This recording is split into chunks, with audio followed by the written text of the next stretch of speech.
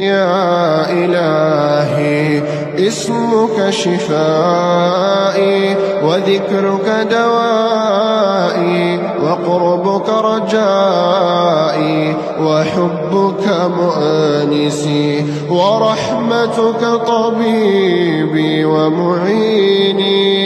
اللهم افتح لنا فتحا مبينا واهدنا صراطا مستقيما وانصرنا نصرا عزيزا وأتم علينا نعمتك وأنزل في قلوبنا سكينتك وانشر رحمتك. يا إلهي اسمك شفائي وذكرك دوائي وقربك رجائي وحبك مؤنسي.